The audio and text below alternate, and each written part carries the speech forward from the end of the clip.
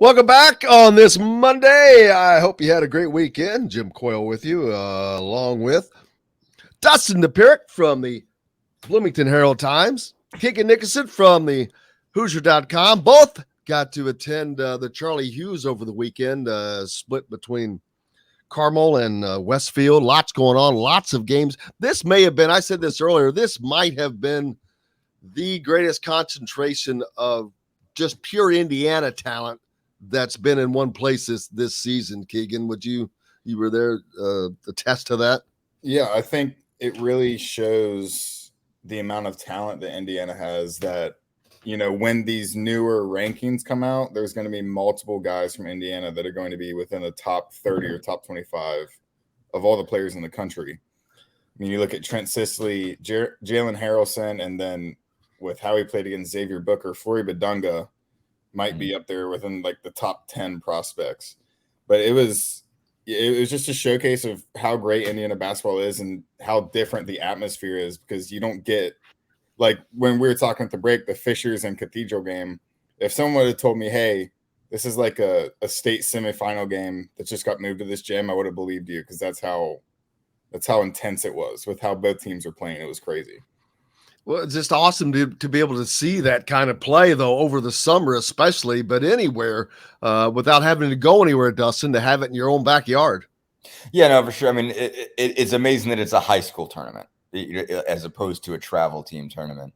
Because obviously you're used to seeing that in Indiana, like in the obviously the schedule has gotten changed as the shoe companies have messed with their schedules. But, usually you would see that kind of talent and that kind of just cluster of coaches come out for the Adidas Invitational. Like, it's usually like a couple days after the 4th of July. It would be like kind of one of the first big events on the July schedule, especially when they used to put a lot more in July, and they kind of slightly de-emphasized that, not a lot, but a little. But they've also moved most of the tournaments out of Indiana, and most of Indiana's big ones now are in April and May. But to have a event where it's like guys playing with their high school teams, not playing with their travel teams, where it's them and like 4 or 5 other prospects, or actually more like 10 other prospects, and like, sometimes maybe 3 or 4 guys that are top 50 or top 60. Now it's, just guys literally with their high school teams, and there's, and what's wild is you have some games that are just spilling over with guys, and you have some that, there's just no prospects, there's nobody there, but there's enough people at this event that it's worth committing a weekend for an assistant or two, to get down there. Obviously, if you're Indiana, you just send them up here. But if you're somebody else, if you're Michigan State or whatever, I mean, I don't know who was all there yesterday. I mean, it was just the Booker Harrelson game was just lined, that whole sideline at the freshman gym, was just packed with coaches. And, the fact that you're going to like do that for a high school event, where like it's just one state's high school players, that's it. Really obviously says something about the state of the talent, and it's definitely like Keegan said, just getting a lot better as we're heading into these next couple classes. Booker obviously being the headliner, and he's a freak right now. I mean, I haven't seen him in a while, and I know everybody that watched him in high school this year could sense it, and there's a reason why he's a top 5 guy. But like, I mean, I saw him last year at the Charlie Hughes, and he's a different player. Like, I mean, just like having those two things set aside really tell you, like, if you've been watching him all winter, you probably like, well, yeah, of course this is where he is. But like, I saw him after having not seen him in a year, and I was like, man, this is a different human. I get it now. Like, it makes sense because he's that big, but still, like, the stuff he does now compared to what he does last year is just it's an entirely different deal. Yeah. But like the question about Badunga is, I keep hearing, is he is already tied to a coach, a school that his recruitment has kind of been squirreled away. Are you hearing that out on the circuit as well, either, Keegan? Keegan, you would know. I wouldn't know that. I think I've heard something to that effect. I don't know what school it would be,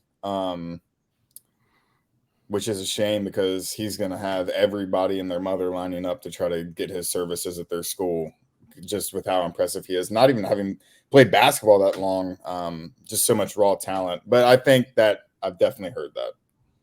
Even, I mean, like, whether it's squirreled away, like, I feel like after what's starting to happen for him is like, you might think he's going someplace. Yeah, exactly.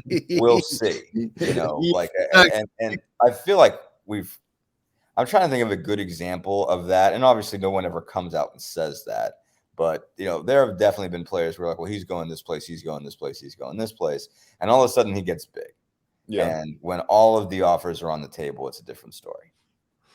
Yeah, especially in the era of NIL. Yeah, for sure. Like you might say, well, he's got this. It's like, well, there are other deals. There are other, you know, like especially now, like in the old days, you know, like who was cheating and who wasn't. But point of the matter, like now you don't have to. It's like, okay, like yeah, you say you're getting all this and all that. Well, let me tell you what we can do for you here. You know, like just hear me out. I don't know if he's going to be at this level or not, but like we're Duke, hear us out. Yeah, Kentucky, hear us out.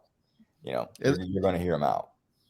And when you start getting everybody on the table, you're going to hear people out, and you might change your direction. Well, Xavier Booker is another example of that. It's different, but his recruitment long thought to be kind of locked down with Michigan State, and now that seems to be not the case. It's not locked down. It seems to be loosened up to where other schools, including Indiana, have a more than a fighting chance to earn his services. Yeah, I mean, everybody seems to have a crack at it. I don't know. I mean, like I said, I hadn't talked to him since last year, and you know, I mean, I know he's a sharp kid, but he's not like he plays it close to the vest. You know, as far as like if you're trying to talk to him and discern, oh well, he's going here, he's going there. Like he has like the purest poker face I've seen in this. You know, like, I mean, when I tell you, like, even so I interviewed him with Mike Carmen and Brian Newbert. And so, like, I mean, I guess he was up at Purdue on Wednesday. And, you know, they had sort of more to ask than I did. And I was just sort of like, you know, you're trying to get a little out of them, but like barely, just like didn't even laugh at our jokes, you know, like not that we're funny or whatever, but like apparently he wants to get into sports broadcasting, which like, I didn't know that until he said it. It was like kind of hilarious to see him with this just flat, expressionless poker face, and then say he wants to get into sports broadcasting. I was like, okay, X, all right, man, that's interesting. That's a choice. But I don't think that means he can't do it. I think it was because he's like, I'm not giving you guys anything that you can use. I'll tell you facts, but like I'm not setting anybody up here. It struck me as intentional, I guess, as opposed to just being a guy with not a lot of personality. I mean, like he must have more than that. And I think it's more of a sense of like, I know I got to run through this deal. I got to do this gauntlet. And I've got to talk to these media people all the time, but everything's out there for me. And I'm not pigeonholing myself. I'm not saying anything that's going to make anybody think I'm going here, or make anybody think I'm going there, or sell anybody out that I might be interested in. You know, like he just plays it really, really close to the vest. So I don't think you're going to get a sense of where he's really going for a while. But like, I mean, just everything is just suddenly showing up on the table. You know, like he's a top 5 recruit. It's a different stratosphere. You know, when it's like when you literally can think of anybody. You know, Gonzaga, Duke. I mean, like kind of when those two are on the board, when you're like, okay, like you can go East Coast, you can go West Coast. I mean, you got a UCLA offer too, right? Yeah. I mean, like just basically every power in every corner of the country wants him. So he has his pick. He gets to decide literally whatever he wants to do. Doesn't have can be in the Midwest if he wants to stay close to home. Doesn't have to go any direction he wants to go. There's not one team that wouldn't take him at this point. And you'd be stupid not to. Like, I mean, he's 7 foot with just right now absurd athletic ability, crazy wingspan. Like guys, you know, high school kids trying to shoot at him around the rim. It's just a joke. It's just like, man, what are you even trying? Like you are running into something that's just bigger than you. Even Harrelson, who's 6'7" and looks like a stud to me, like starts driving on Booker, and you're like, nah, that ain't gonna work. You got to try something else. You know, like hit a fadeaway. Like you're not. Don't think you're getting near the rim. You're just not. And so he's gonna be. It's gonna be fascinating recruitment. It's cool to see this every once in a while. Indiana have a kid that it's at that level. So and I hope he stays at Cathedral. Like, I mean, I'm sure, like on top of all the colleges that are recruiting him, I'm sure Lalamir has made a call. I don't know that. Obviously, I don't have any clue. I don't have any insight to that. But that's what happens. But the good thing about playing where he's playing, he's already playing he's playing against huge schools. It's not competition, getting all the exposure he could possibly get because he's in Indianapolis, the epicenter at best. So you would hope he's getting great basketball. Don't take that to think that I don't think this is good for him. Right. Like it clearly is. Don't get me wrong. Oh, trust me, but there are always people that want your services. Oh yeah, it's just like I presume Lawlemere calls every top 5 player in the state. Like I just simply presume they do, and like obviously they can put on the board. Well, you can play Montverde, and you can play you can play IMG. Like it's not like you're looking around and thinking about Pike and whoever or Carmel. Like we're talking about playing IMG Academy in Montverde. Like we're talking about going to Geico Nationals. Like that's on the board. So, but like for the sake of Indiana, like for the sake of just first off being able to go drive and watch him, I really, really hope he doesn't do anything like that. I hope he does well, I think a lot of these kids though still. Like, don't get me wrong. I am not making a pitch to that. If anybody thinks right, I'm not. I think a lot of these kids though still love the fact of playing in Indiana high school schedule of heading towards the Indiana high school playoffs, of being a part of the Indiana Mr. Basketball race and chasing after being an all-star. That means a hell of a lot more than it does in Iowa, than it does in Nebraska or Florida, New Mexico, or any place else you want to name. So I think that's still a draw to most of these kids. It is. No, it definitely is. It definitely matters. I don't want to, like I said, I like that's definitely something they think about. I hope it is something Booker thinks. I think the fact that he's still playing with Cathedral in the summer gives you a pretty good indication that he's probably going to keep playing for Cathedral. So, but again, I think, you've obviously seen Ivy, Jaden Ivey did it a couple of years ago, so like you've seen guys obviously make the leap and go someplace else and great high school players, but it is definitely a selling point that gives Indiana schools a much better chance than some others. I did a piece on this. That was actually one of my first stories at The Athletic. My man Hugh Kellenberger signed it to me about like that it's starting to creep in the state of Indiana, but it still maintains larger. Where like if he'd have been, like getting the offers that I'm sure he's getting from prep schools in most other states, he probably would have either already jumped at it. But like this allows you real deal competition. Again, just that I have no idea if Fishers is on Cathedral schedule, but like those types of games happen, in the state with schools that are 20 minutes away or whatever Cathedral is from, like right up the road. So like it is definitely a draw. There's stuff that matters in the state, especially if you're in Indy and you're around all these other powers that you're playing all the time.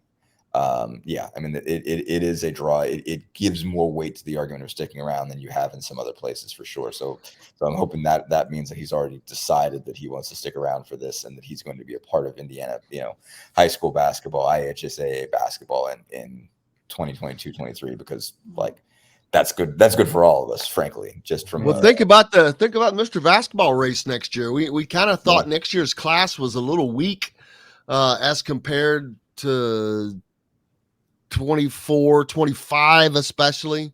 But it's starting to get a little better. It is starting to get a little more interesting. It's starting to get a little better. That's still cool. You know what I mean? Like there's something just cool about that in itself. Like wherever he goes, like, because it's cool when you can circle an Indiana Mr. Basketball 10 years down the road and he's in the NBA making $20 million a year or whatever, and being an all-star and part of the discussion, part of those discussions, like, oh, that guy came from Indiana. Like that's what, like, even if Booker runs away with this thing, even if there's no other competition for him, that's cool. Like that's just one of those, okay, like remember when Booker was there? Like one of those that you could talk about years later. Like, remember that guy? Like, he was awesome. Yeah, like Booker could be one of those guys. And it's just like, obviously, he's still figuring out how to use it all. But he's got a much better sense of it now, of how to how to just use his whole game, and just the athleticism is just wild. I mean, just how fast he is.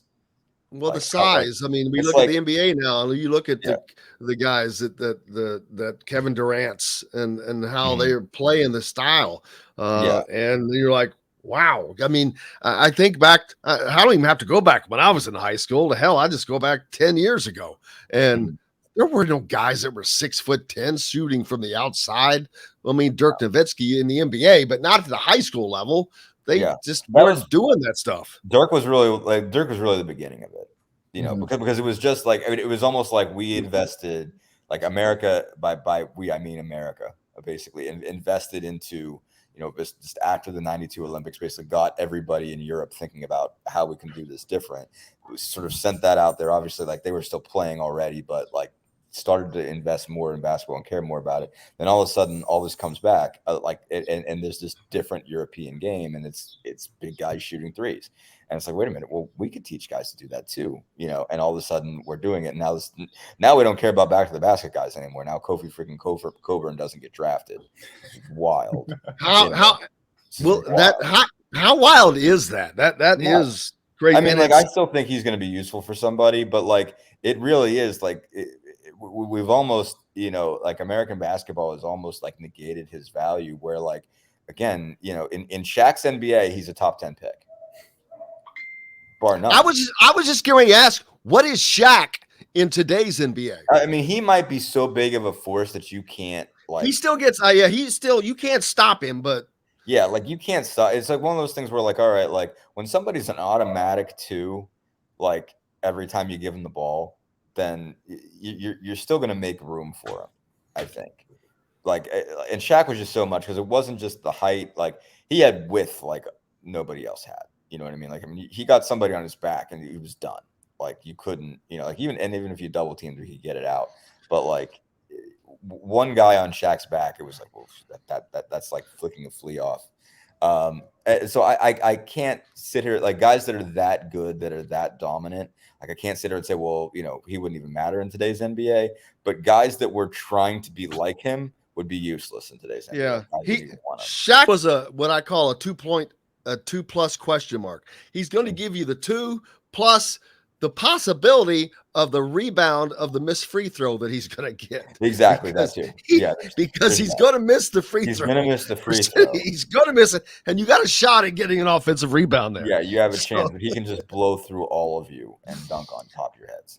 We got to take a quick break. When we come back, I want to see, does anybody else stand out or shine up there this weekend? Any new names? Anybody else making a name for themselves? And what else is going on? We'll see what else is going on with Dustin and Keegan as well. Back with more Indiana Sports Beat Radio, brought to you by our friends from Feast Market and Cellar, a part of the WOW Club. Make sure you stop by Feast Market, and where they have an incredible selection of wine, sommelier on staff, gourmet cheeses as well. Back with more Indiana Sports Beat Radio right after this.